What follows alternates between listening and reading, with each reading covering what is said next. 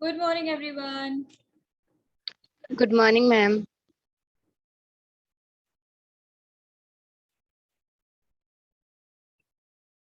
कल का रिवाइज कर लिया सबने?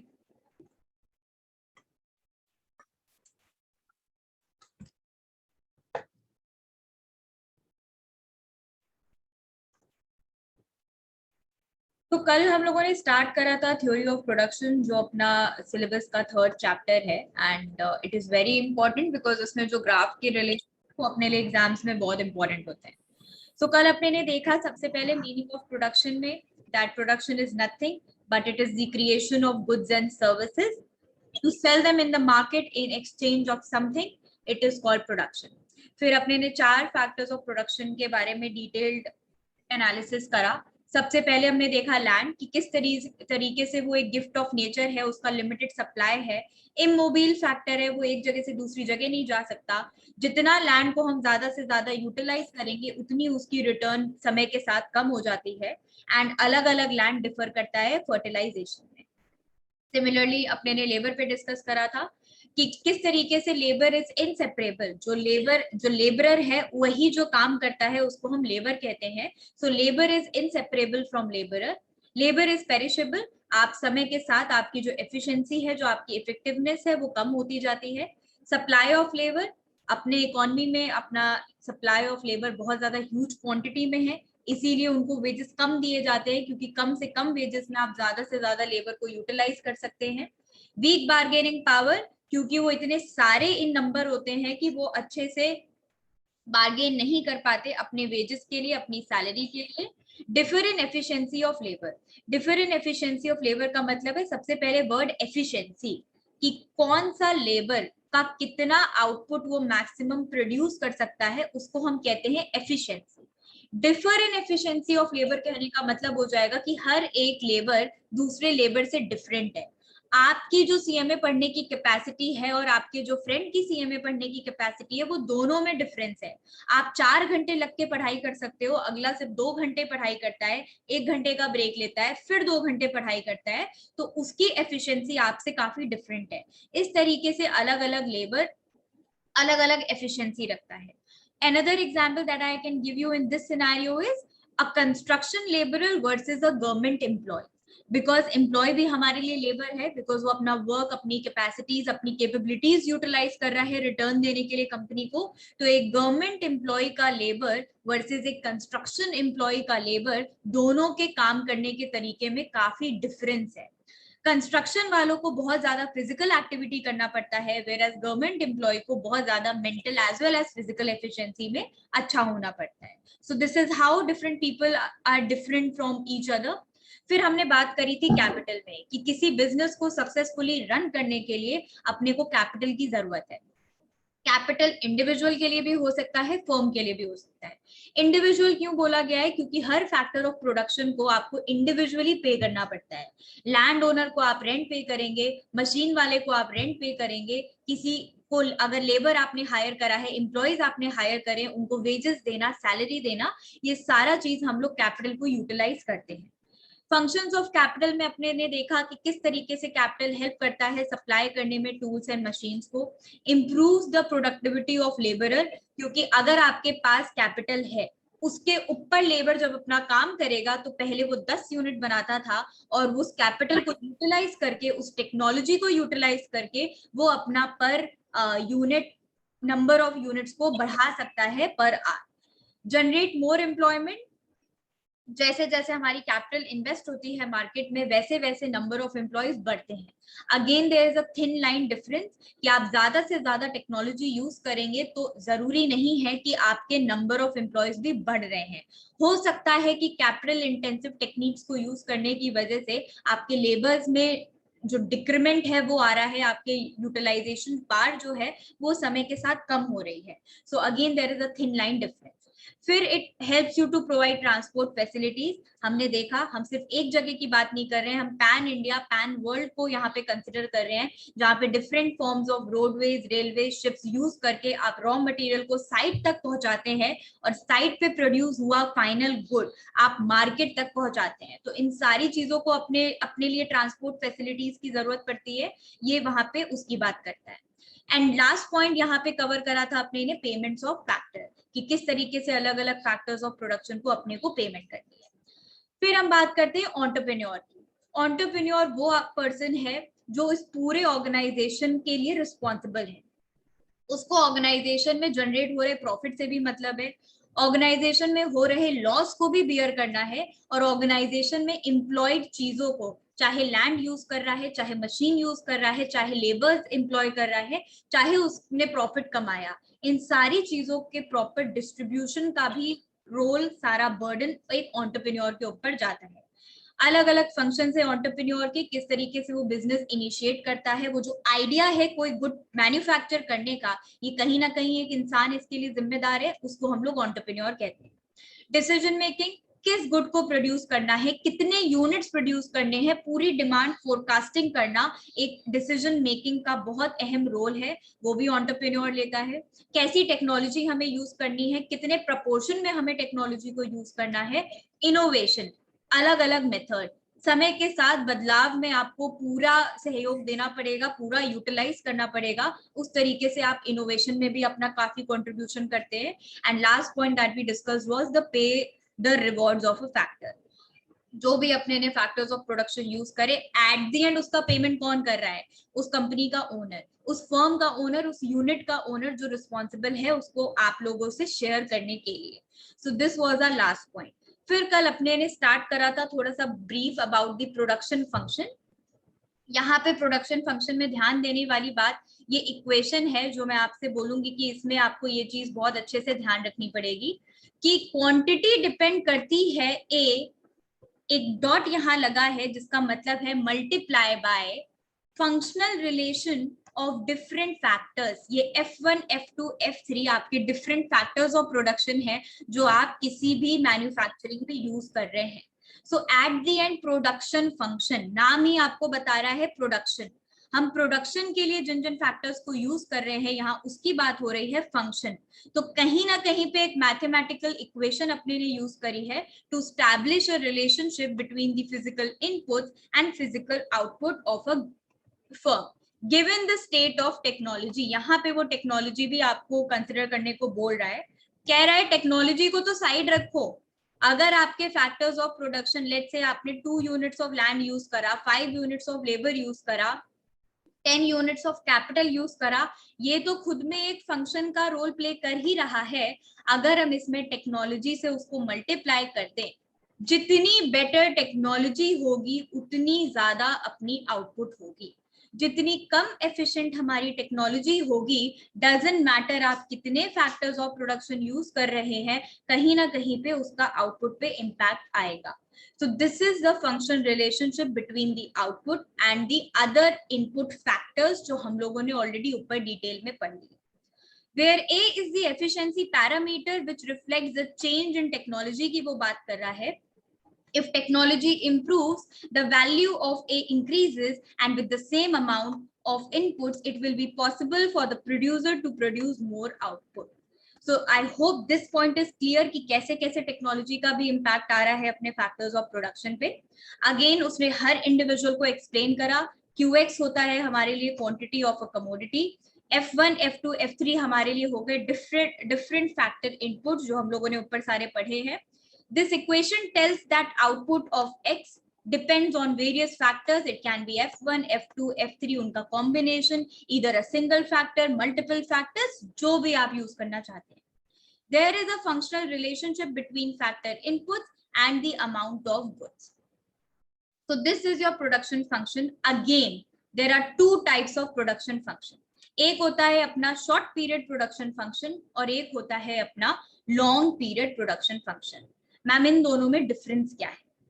आप अगर किसी फर्म को स्टार्ट करते हैं, आप बताइए अगर आपको लैंड परचेज करना है तो आप एक ही दिन में लैंड परचेज कर लेते हैं या टाइम लेते हैं, मार्केट एनालिसिस करते हैं, बेस्ट बजट के अंदर आपको कहाँ पे बेस्ट लैंड सूटेबल है उसको फिर आप परचेज करने का डिसाइड करते हैं। तो कहीं ना कहीं is it a one day task और it takes a long period for analysis? Long period. Long period. Similarly आपके पास रॉ मटेरियल खत्म हो गया है, आपको मार्केट से रॉ मटेरियल खरीदना है, आपके पास लेबर की शॉर्टेज आ रही है, आपको मार्केट से लेबर्स उठाने हैं, तो ये सारी चीजें 2 से 3 दिन का वक्त लेता है या इनको भी साल साल का वक्त लगता है? Short period. ये जल्दी मिल जाता है क्योंकि हम ऑलरेडी ऊपर पढ़ चुके हैं कि किस तरीके से हमारे लेबर्स एक ह्यूज क्वांटिटी में सप्लाई हो रहे हैं। Similarly raw material is also available.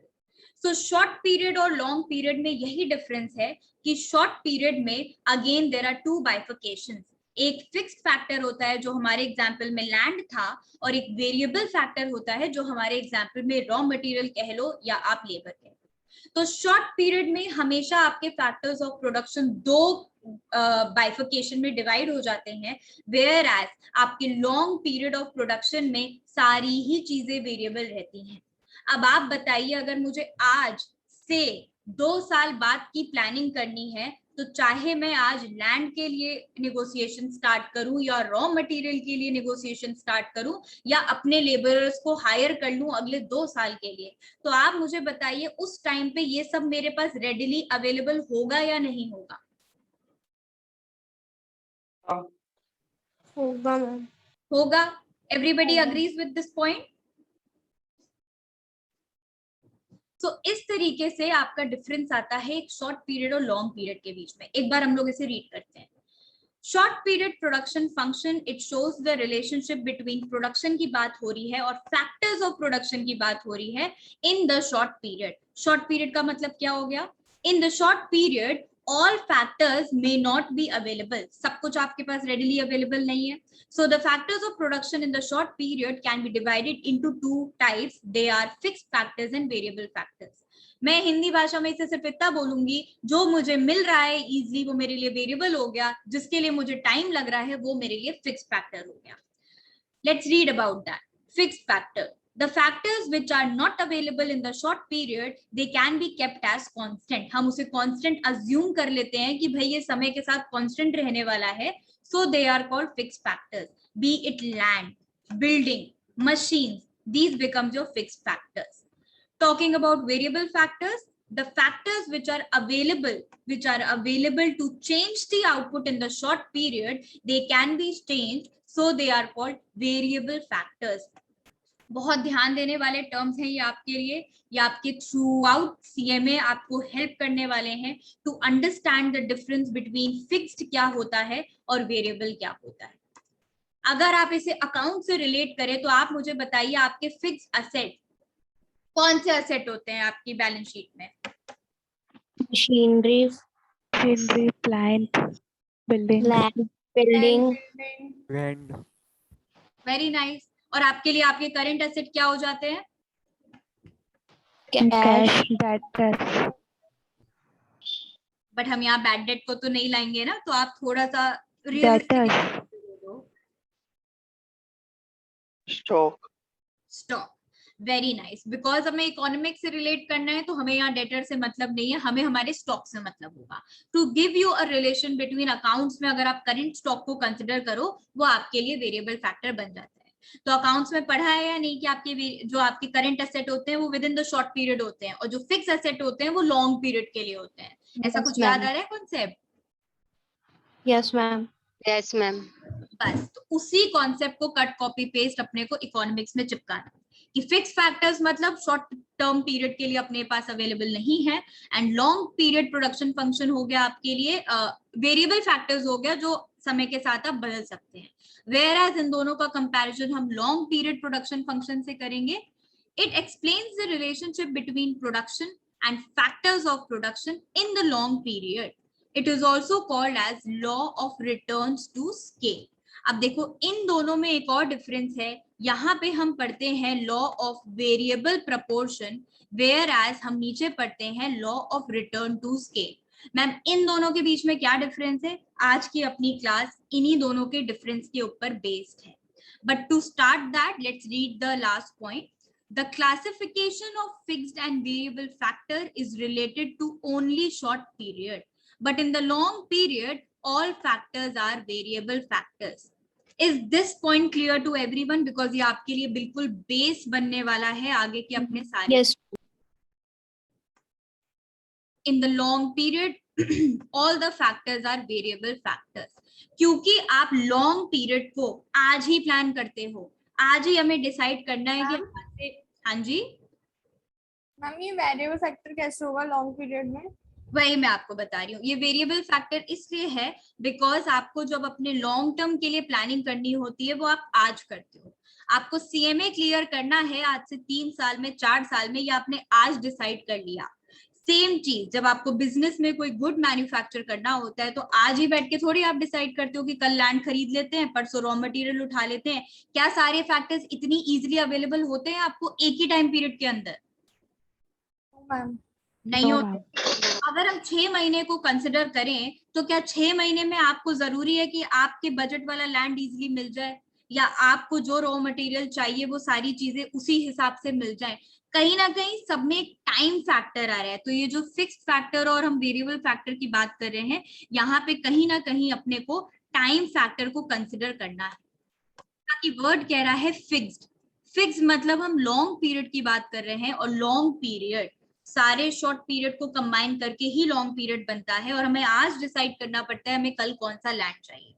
1 साल के बाद आपके पास लैंड भी अवेलेबल है, आपके पास रॉ मटेरियल भी अवेलेबल है, आपको जितना सेट नंबर ऑफ एम्प्लॉइज चाहिए था आपके पास एम्प्लॉइज भी अवेलेबल है। अब आप बताइए, आप सक्सेसफुली अपने प्रोडक्शन को रन कर सकते हैं या दिक्कत आएगी? हम कर सकते हैं, रन कर सकते हैं। तो जब हम सक्सेसफुली अपने प्रोडक्शन को रन कर रहे हैं तो मेरे लिए सारे मेरे वेरिएबल फैक्टर्स भी वेरिएबल रहेंगे और फिक्स्ड फैक्टर्स भी वेरिएबल रहेंगे। मुझे प्रोडक्शन में कोई दिक्कत नहीं आएगी। जहां दिक्कत आनी शुरू यानी वो आपके लिए शॉर्ट टर्म प्रोडक्शन है, और जहां दिक्कत आनी बंद हो गई, सब कुछ स्मूथली हो रहा है, आपको किसी चीज की टेंशन नहीं है, वो आपके लिए लॉन्ग पीरियड प्रोडक्शन फंक्शन हो गया। अब इन दोनों में डिफरेंस आपको क्लियर हो गया? yes, Any doubt till here? Any doubt to anybody regarding any point?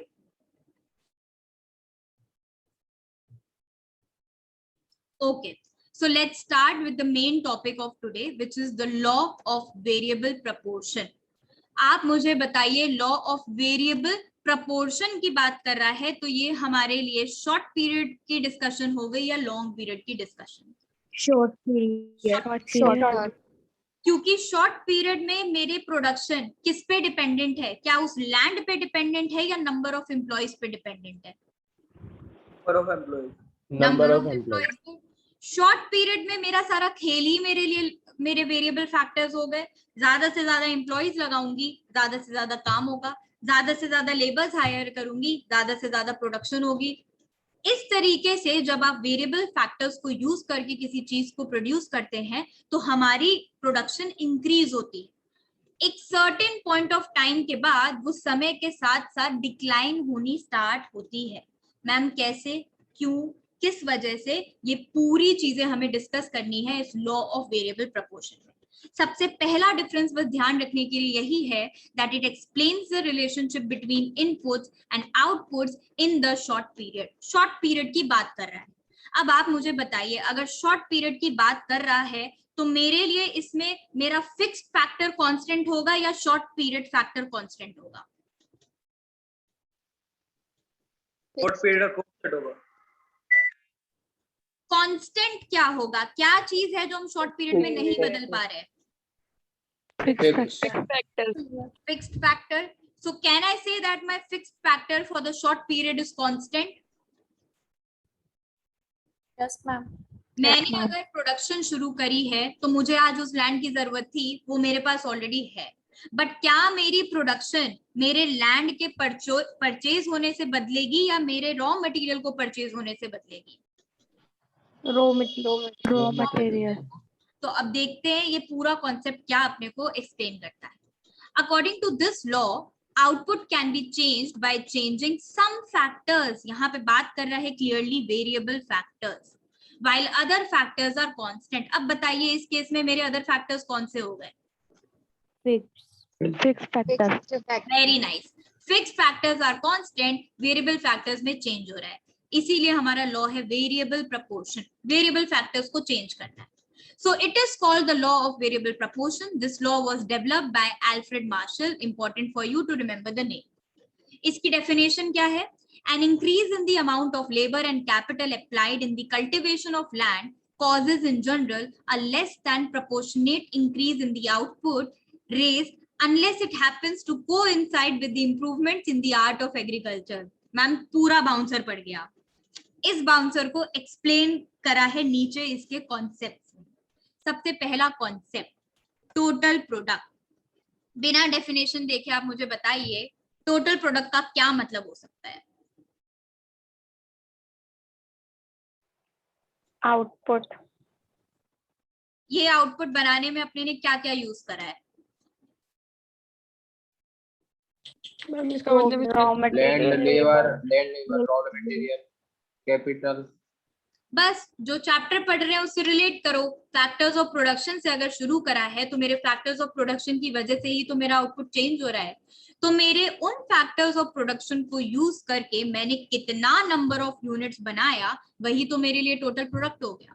It refers to the total output of the firm per period of time. मैंने 6 महीने में कितना आउटपुट बनाया, मैंने 1 महीने में कितना आउटपुट बनाया, सारे को ऐड करके अपने पास टोटल आउटपुट आता है. रिलेट करो इसे टोटल यूटिलिटी से. क्या आपने इंडिविजुअल हर यूटिलिटी को ऐड करके सम नहीं निकाला? Yes ma'am. Yes yes ma'am. Ma'am. That is the same concept total product. अब बात करते हैं मार्जिनल प्रोडक्ट की. Again related with marginal utility. हर एक एडिशनल यूनिट खाने से अपने को कितनी कंजम्पशन हुई, दैट वाज मार्जिनल यूटिलिटी. अब वर्ड आ गया मार्जिनल प्रोडक्ट. तो प्रोडक्शन की बात हो रही है तो हमें एडिशनल वेरिएबल रिसोर्स यूज करके अपने ने कितने गुड्स प्रोड्यूस करे, क्या वो मेरे लिए मार्जिनल प्रोडक्ट बना या नहीं? Yes, ma'am. बन गया. So can I say that my marginal product is nothing but it is an additional product obtained by the firm or producer by the employment of additional unit of labor or one more unit of labor. एक additional labor use करने से आपके total production में कितना changes आ रहा है ये उसकी बात करता है. Again the formula is my MT which is my marginal product is equals to my summation of total product divided by my labor, change in labor. So change in total product divided by change in labor is nothing but your marginal product. आपने ने ये formula भी पहले से देखा था कि 5 unit को मिलाने से अगर मेरा टोटल प्रोडक्ट 10 यूनिट्स आ रहा है, 6 लेबर मिलाने से अगर मेरा टोटल प्रोडक्ट 15 यूनिट आ रहा है, आप मुझे बताइए मेरा मार्जिनल प्रोडक्ट इस केस में कितना हुआ.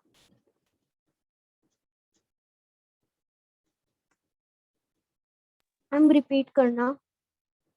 रिपीट कर रहे हैं. जब मैंने 5 यूनिट्स ऑफ लेबर यूज करा तब मेरा टोटल प्रोडक्ट आया 10 यूनिट्स. जब मैंने 6 यूनिट्स ऑफ लेबर यूज करा मेरा टोटल प्रोडक्ट आया 15 यूनिट्स. आप मुझे बताइए मेरा marginal product at my 6th unit कितना आया. 5. Everybody agrees? Yes, ma'am. Okay. Yes, ma'am. Now आपके CMA फाउंडेशन में 4 सब्जेक्ट्स हैं. एक है आपका इकोनॉमिक्स, लेट्स से आपके 100 on 100 आए उसमें. एक है आपका मैथ्स, लेट्स से इसमें भी आपके 90 आए. लेट्स से आपका एक हो गया अकाउंट्स, इसमें भी 90 आए. एंड आपका एंड में आया लॉ, इसमें आपके 80 आए. आप मुझे बताइए आपके एवरेज मार्क्स कितने आए.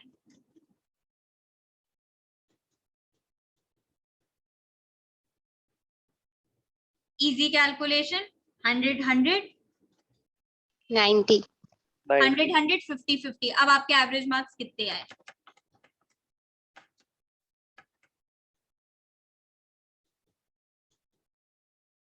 एनीबॉडी? चलो और इजी कैलकुलेशन. 77. और इजी कैलकुलेशन. एक में 100 आया, एक में 100 आया, एक में और 100 आ गया, आपके लॉ में भी 100 आ गया. अब आपके एवरेज मार्क्स कितने आए.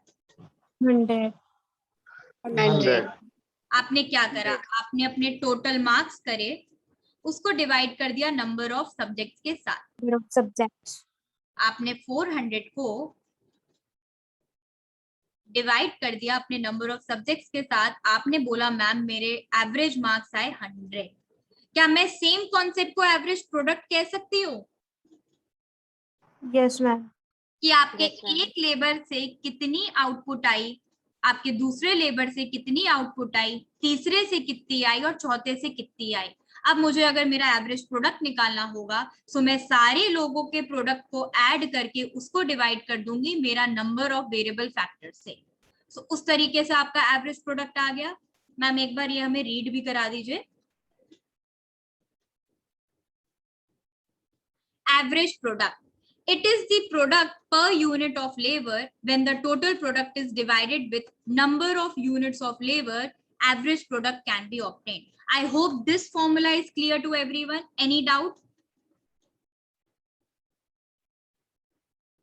Any doubt in any of these three formulas?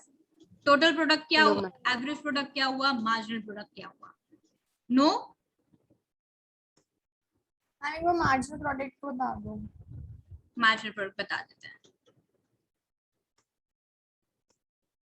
Marginal product के लिए अब हम आ जाते हैं इस स्क्रीन पे। हम लोग पढ़ रहे हैं law of variable proportion. Law of variable proportion आता है हमारे शॉर्ट पीरियड में, बिकॉज शॉर्ट पीरियड में सारा का सारा खेल ही हमारे वेरिएबल फैक्टर्स का है। क्योंकि हम शॉर्ट पीरियड में अपने फिक्स फैक्टर्स को चेंज नहीं कर सकते, हम अज्यूम करते हैं, हमारा यहाँ अजम्पशन इन्वॉल्व है, हम अज्यूम करते हैं कि मेरा फिक्स फैक्टर यहाँ पे कांस्टेंट होगा।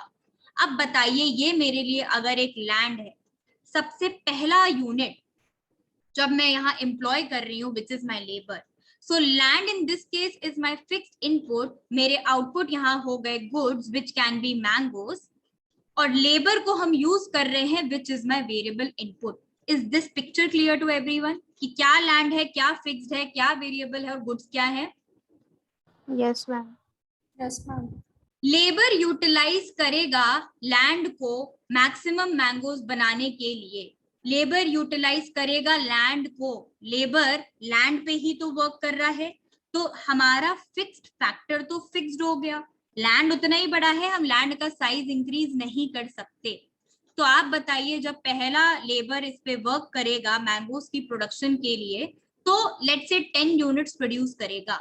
अब अगर मेरे पास 2 लेबर इसी लैंड पे काम करेगा, आप मुझे बताओ टोटल प्रोडक्टिविटी दोनों की मिला के प्रोडक्टिविटी बढ़ेगी या नहीं?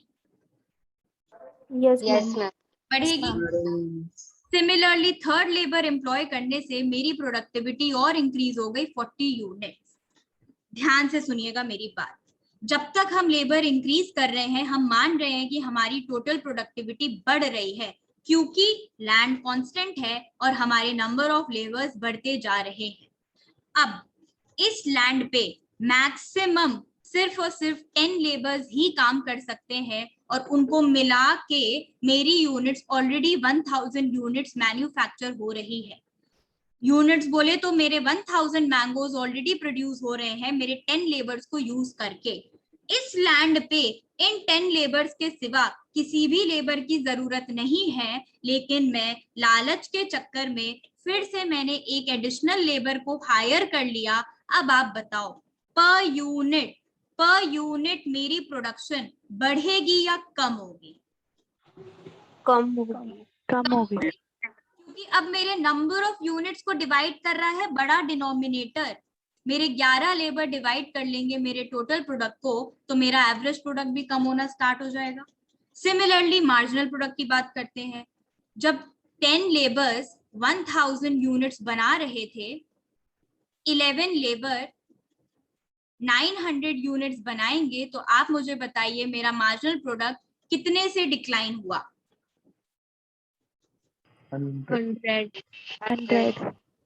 100 यूनिट से, क्योंकि एक एडिशनल लेबर यूटिलाइज करने के चक्कर में अपने को लॉस हुआ, और ये लॉस रिड्यूस हो रहा है with the increase in number of labours की बात क्यों कर रहे हैं? क्योंकि वही अपने लिए वेरिएबल फैक्टर्स है। अब इसको इस नीचे मैथमेटिकल एग्जाम्पल के थ्रू समझने की कोशिश करते हैं। नीचे देखिए एक टेबल है, इस टेबल से आपको सारा सिनेरियो बहुत अच्छे से क्लियर हो जाएगा, बशर्ते आप मेरे साथ बराबर रहो, किसी को नींद नहीं आए और इधर उधर ध्यान नहीं भटके। ओके, अब बताइए यूनिट्स ऑफ लैंड मेरे लिए इस एग्जांपल को देख के आप बताओ आपको फिक्स लग रहा है या variable? Variable. 10 acres 10 acres 10 acres ये बराबर हमारे लिए 10 एकर्स है, तो ये मेरे लिए हो गया fix factor. Similarly units of labour, एक एक सिनेरियो पे चलते हैं। जब 10 एकड़ के लैंड पे एक भी लेबर काम नहीं करेगा तो टोटल प्रोडक्शन कितनी हुई? 0. 0। जब टोटल प्रोडक्शन ही नहीं है तो क्या एवरेज प्रोडक्शन निकलेगी? No. और जब ना टोटल प्रोडक्शन है ना एवरेज प्रोडक्शन है, क्या किसी भी कीमत पे एक एडिशनल यूनिट मेरे लिए कुछ डिफरेंस क्रिएट करेगा? No. No ma'am. जब मैंने 1 यूनिट ऑफ लेबर एम्प्लॉय करा, मेरी प्रोडक्शन हुई 20 यूनिट्स ऑफ मैंगोज। अब आप मुझे बताइए इसको देख के एवरेज प्रोडक्ट मेरा कैसे निकला? Total production upon units of labor. 20 upon 1. Very nice. 20 divided by 1 equals to 20. 20। Similarly 2 labours use करे, मेरी टोटल प्रोडक्शन देखो ध्यान से बढ़ रही है, 20 से 50 हो गई। मेरी एवरेज प्रोडक्शन क्या हो गई? 50 divided by 25। Third, 3 labour use करने से मेरी तीनों की टोटल प्रोडक्शन हो गई 90 यूनिट्स। अगेन ध्यान दीजिए मेरी टोटल प्रोडक्शन बढ़ रही है। एवरेज प्रोडक्शन कितनी हो गई? 30। तो आप मुझे बताइए 30. मेरा टोटल प्रोडक्ट और एवरेज प्रोडक्ट साथ में इंक्रीज हो रहा है या नहीं? Yes ma'am. Yes, ma'am. हो रहा है। फोर्थ प्रोडक्ट को ध्यान से देखिए। फोर्थ प्रोडक्ट पे भी अपनी टोटल प्रोडक्शन है 120 यूनिट्स, एवरेज प्रोडक्शन हो गई मेरी 120 डिवाइडेड बाय 4 विच इज 30। इस तरीके से हम लोगों ने अपने सारा टोटल प्रोडक्ट और एवरेज प्रोडक्ट को प्लॉट कर लिया। Any doubt till these 2 tables? No ma'am. No ma'am. No. मजेदार बात आई 5th यूनिट ऑफ लेबर पे कि 5 यूनिट ऑफ लेबर मिलाने से मेरी टोटल प्रोडक्शन तो बढ़ रही है। अब आप देखो मेरा एवरेज प्रोडक्शन कम हुआ या बढ़ा? कम हुआ. कम हो गया। तो क्या मैं ऐसा कह सकती हूँ कि मेरे जितने ज्यादा वेरिएबल फैक्टर्स होंगे, मेरा जितना बड़ा डिनोमिनेटर होगा, मेरा एवरेज प्रोडक्ट उतना ही कम होना स्टार्ट होगा? Yes, ma'am. Yes Yes, ma'am. Similarly अब आप मुझे देख के यहाँ से बताइए, क्या आपको ये पॉइंट देख के नहीं लग रहा कि चाहे मैं 6 यूनिट ऑफ लेबर यूज करूं या 7 यूनिट ऑफ लेबर यूज करूं, मेरी प्रोडक्शन पे कोई भी इम्पैक्ट नहीं आया? तो ये क्या मेरे लिए कांस्टेंट रिटर्न हुआ या नहीं? रिटर्न हुआ। Yes, ma'am. कांस्टेंट रिटर्न हुआ। अब याद करो वो कॉन्सेप्ट ऑफ एडिशनल रोटी कि पेट भर चुका है, भूख नहीं लग रही, मम्मी के प्यार ने फिर भी आपको एक रोटी दे दी और वो आपने बेमन खाई। Replicate the same thing in this example. Land बेचारा कांस्टेंट है, 7 लेबर उसके ऊपर ऑलरेडी काम कर चुका है, 8वें लेबर की जगह नहीं है। तो आप मुझे बताइए टोटल प्रोडक्टिविटी कम होनी स्टार्ट होगी या नहीं? कम होनी स्टार्ट. कम होगी। अब ऐसा तो नहीं है ना कि ये 8वां लेबर गया और 0 प्रोडक्शन बना के ले आया, कुछ तो उसने काम करा ही होगा ना, भले ही 2 घंटे 4 घंटे 5 घंटे, कुछ तो प्रोडक्ट उसने बनाया ही है। और अगर उसके काम करने से प्रोडक्शन बढ़ा है बट ओवरऑल 7 लोग तो ऑलरेडी एफिशिएंटली काम कर रहे थे, तो 8वें वाले की कम प्रोडक्टिविटी के चक्कर में मेरा टोटल प्रोडक्शन रिड्यूस हो गया। Everyone agrees? Any Yes, doubt ma'am. Till here? No, ma'am. No ma'am. Okay, so we are clear with total product, we are clear with average product. अब इन दोनों के ग्राफ को भी एक बार देख लेते हैं कि इन दोनों के ग्राफ में क्या चेंजेस आएंगे। ये मेरा टोटल प्रोडक्ट प्लॉट हो रहा है। अब ध्यान देने वाली बात ये है कि जब 0 आउटपुट था, जब 0 प्रोडक्शन हुई थी, तो क्या मेरा कोई भी प्रोडक्ट बना था? No, ma'am. No No, ma'am. ma'am. That is why your TP starting from origin 0 है। 0 पे 0 प्रोडक्शन हुई, मैंने 0 से स्टार्ट करा। इंडिविजुअली आप यहाँ पे आउटपुट ले रहे हैं, नीचे एक्स एक्सिस पे आप यूनिट ऑफ लेबर ले रहे हैं, इसके अगेंस्ट पे जब आप प्लॉट कर रहे हैं तो आपका इस तरीके से एक ग्राफ बन के आ रहा है। दिस इज योर टीपी का कर्व। सिमिलरली एवरेज प्रोडक्ट के लिए भी आपने एवरेज प्रोडक्ट का कर्व बना लिया. This becomes your average product का कर्व. यहां तक सबको फॉर्मेशन एकदम क्लियर? कोई डाउट किसी Yes. को? No, ma'am. No, ma'am. अब हम बात करते रिपीट हैं. बिल्कुल. ओरिजिन वाला. ओरिजिन कहने का ये मतलब है भव्या कि ये आपका यहाँ पे यूनिट ऑफ लेबर एम्प्लॉय हो रहा है और यहाँ आपके आउटपुट की बात हो रहा है. जब मेरा 0 लेबर है तो आपकी आउटपुट कितनी थी? 0. जब मेरा 0 लेबर था तब मेरी आउटपुट थी 0. तो मेरा पॉइंट ओरिजिन से स्टार्ट हुआ. सिमिलरली 1 यूनिट पे मेरे 20 यूनिट्स प्रोड्यूस हुए, यहाँ आ गया मेरा 20. तो इसलिए आप जब इस कर्व को ड्रॉ करेंगे तो मेरा कर्व ओरिजिन से स्टार्ट हो रहा है. ओरिजिन से क्यों? क्योंकि यूनिट ऑफ लेबर अपने ने 0 से स्टार्ट करा. मान लो मेरे इस एग्जाम्पल में ये 0 का कॉन्सेप्ट होता ही नहीं, मेरा क्वेश्चन ही 1 यूनिट से स्टार्ट होता, तो उस केस में क्या मेरा टीपी 0 से स्टार्ट होता या 20 से? 20 से. 20 से. 20 से. तो ये था आपका वो 0 और किस तरीके से अपने को ग्राफ बनाना है वो वाली चीज. अब हम बात करते हैं मार्जिनल प्रोडक्ट की. पहले तीनों प्रोडक्ट्स को समझते हैं, फिर ग्राफ पे आएंगे. मार्जिनल प्रोडक्ट आप देखो, जब 0 लेबर एम्प्लॉय हुआ तो क्या कोई मार्जिनल प्रोडक्ट की बात हो सकती है? No, ma'am. No ma'am. तो ये मेरे लिए क्रॉस हो गया, कुछ नहीं है यहाँ पे. जब मैंने 1 यूनिट ऑफ लेबर बनाया, मेरी टोटल प्रोडक्ट आई 20. अब आप बताइए क्या कोई भी एडिशनल लेबर अपने ने अभी तक यूज किया एग्जाम्पल में? No, ma'am.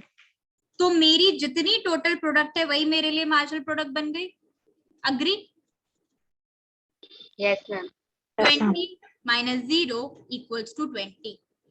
जब मैंने 2 लेबर्स यूज करे, अब आप बताइए क्या मेरा मार्जिनल प्रोडक्ट का कॉन्सेप्ट आएगा या नहीं आएगा? आएगा. हमने एक आएगा. एडिशनल लेबर यूज करा. जब 2 लेबर्स यूज करके टोटल प्रोडक्ट 50 आ रहा था, उसके पहले एक लेबर यूज करके मेरा टोटल प्रोडक्ट 20 आ रहा था, तो मेरे लिए एडिशनल नंबर ऑफ यूनिट्स कितने आए? 30. 30. सो इस स्टेज का 50 माइनस प्रीवियस स्टेज का 20, मेरा आंसर आया 30.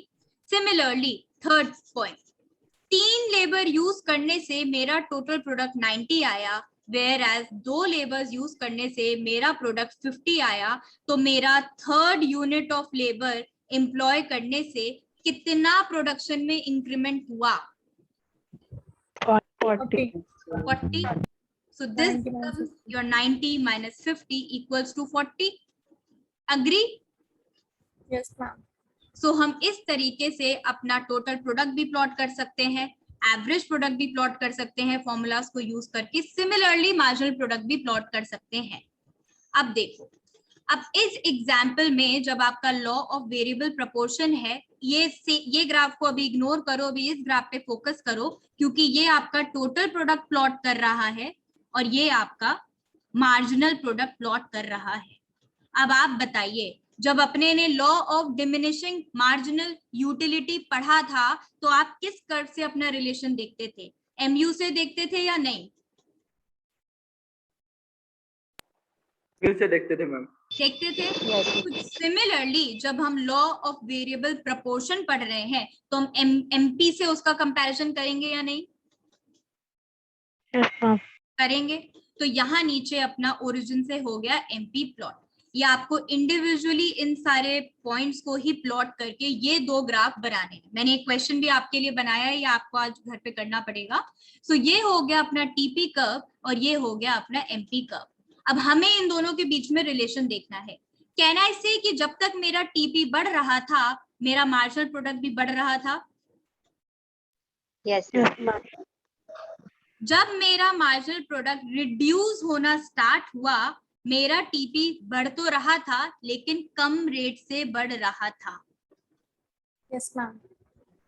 तो यहाँ